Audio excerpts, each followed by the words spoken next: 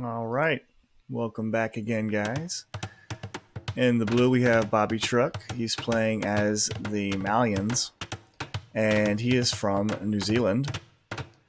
And in the red, we have Nos Zombies, or Zombie, and he is playing as the Mayans, and he is from Australia. So Australia versus New Zealand this time, and the map is Arena. So I've done a couple of videos featuring just how strong the Malian militia line is recently. But this has been in Black Forest videos. And in this one, we're going to see them featured on Arena. And I hope you guys enjoy it, because I really do feel like they are a very strong unit, especially versus civs that are archer civs. And that's what the Mayans are. They're an archer civ. So, I'd like to hear your thoughts if you want to leave a comment on YouTube. But let me know if you were Mayans playing against Malians, and the Malians built their, what I call, Hus champions, because that's pretty much what they are. They are very tanky against archers. What unit would you produce versus them?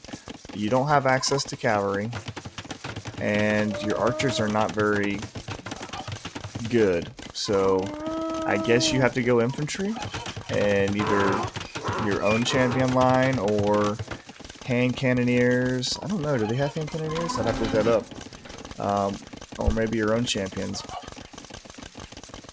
But there's not a whole lot of options as Mayans whenever the Malians break out their champions with, I think it's 8 pierce armor. And blue is hit feudal age. Red right behind.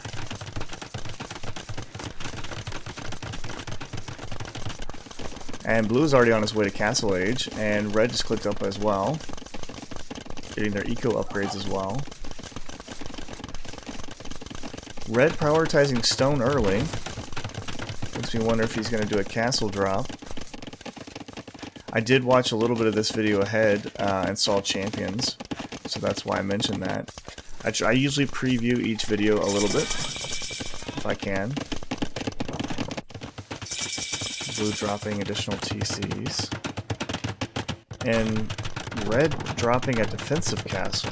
Okay. I kind of expected him to drop a forward castle because of, you know, prioritizing stone so early.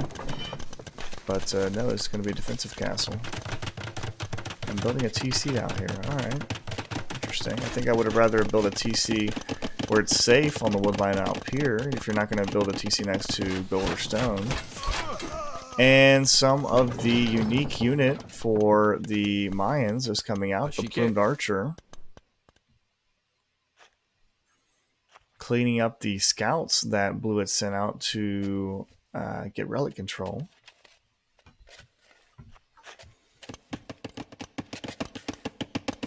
And Blue is investing in his eco pretty well.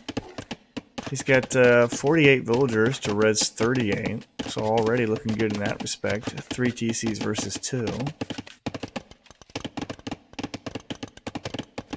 And I'm not sure why he built his, maybe he's just trying to get them done quickly, but his blacksmith and his market in the back, I like to build them forward, kind of provide an extra layer of protection. Was that a priest maybe? Oh, maybe it was one of the scouts. Yeah, so 1 KD for Bobby and 3 for Nos Zombie as he harasses a little bit. Wonder if Bobby's going to get his house walls up this time so he can't use a siege shower on him. Chasing this knight down with plumed archers. It's kind of funny to see. And there's a lot of relics really close to Blue's side. 3 of them right there. But he can't collect them whenever there's archers everywhere. Pachike. And, ooh, that was a quick reaction. blue not going for the kill. Looks like maybe he's either trying to run away or get an archer and loses that knight. And losing a villager here as well. Red's all over him with these archers. And red dropping another TC. Yeah, I would have liked to see this TC first versus this one here. Not too sure about that. You leave your base open here. If anything, I would have built it next to the stone here to collect that. Still collecting berries too. Alright. And sending out the monks. He wants to get these relics.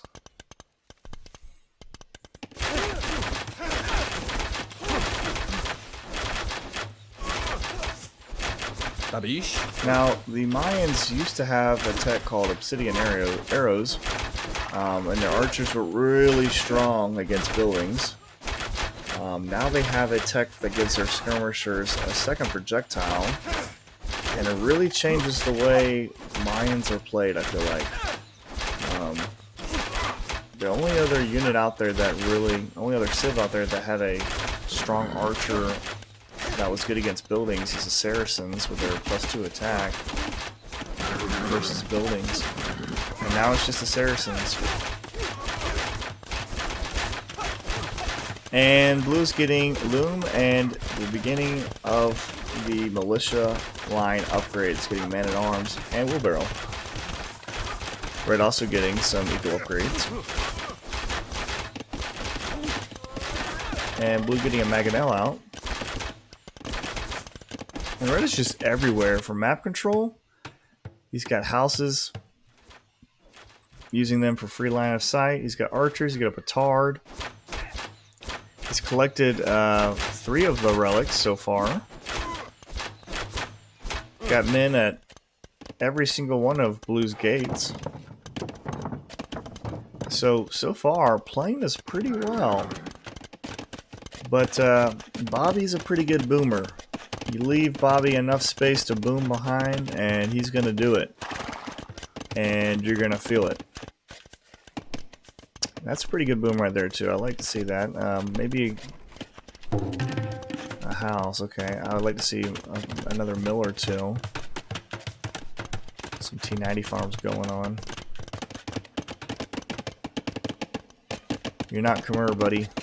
Ooh, and red is in. Oh, he used up Petard to get in. Okay. And that knight goes down. The converted knight coming in, trying to snipe the Mangonel. And he gets it. Has to fall back, though, because of these men-at-arms. And so the Malians, I've said it before, but I'll say it again. The Malians, they get 1 additional pierce armor per age starting in feudal. So these men-at-arm already have, if I click on one, apparently I cannot. They have 4 pierce armor, which is pretty tanky. And he's getting another chainmail armor as well. But you're fighting against plumed archers, which have this advantage of speed. And oh my goodness, these guys are getting cleaned up so easily. A big throwaway right there. And red is on his way to Imperial Age. So you look at it, 73 villagers to 89. Blue has the villager lead, but the KD is 2 to 23. Red's looking pretty good so far.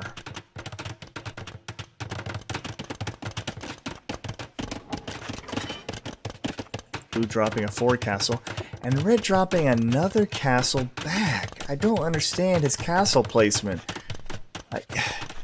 You're not really securing any map control. I could get maybe 1 defensive castle, but 2 defensive castles? Why not something up here in front, next to these gold? Protect these gold and this gold here, and let your units fight under castle fire if you need to fall back. And red sending a monk up here. I'm not sure why. I don't see any more. Oh, he wants to draw the men-at-arms. He gets a conversion too. He's trying to draw the men-at-arms into his archer fire. Blue's on his way to Imperial as well.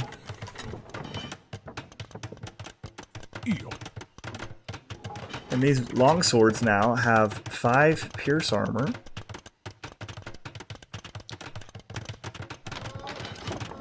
Getting some siege workshops up as well. Red getting some of his own. And Blue sees it. And you can see some micro. Alright. From Red.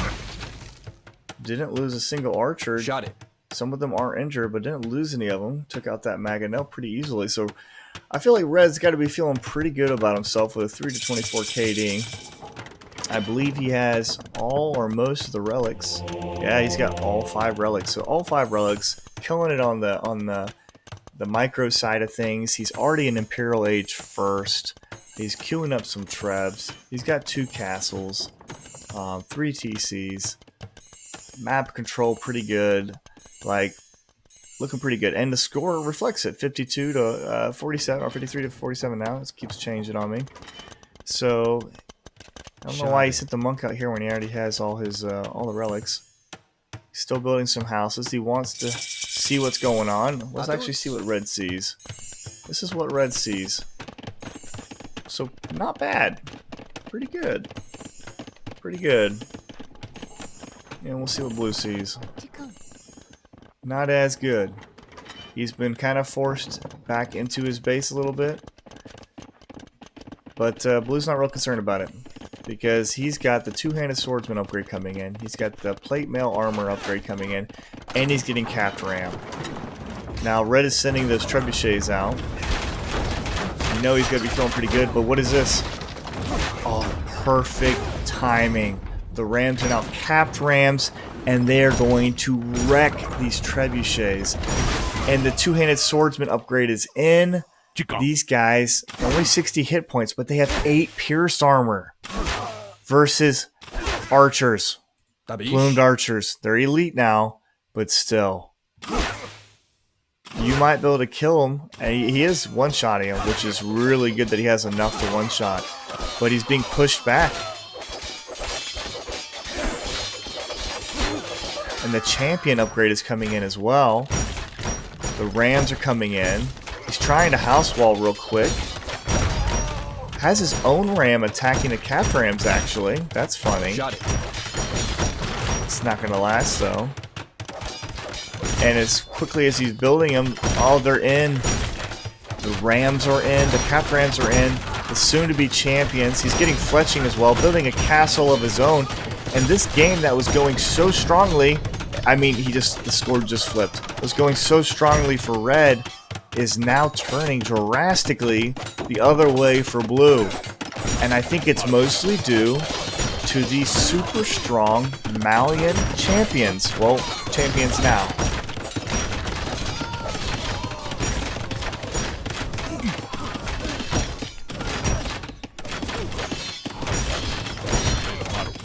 And look at these stats. 70 hit points, 15 attack, 4 melee armor, and 8 pierce armor. And Red calls the GG as the castle was coming down.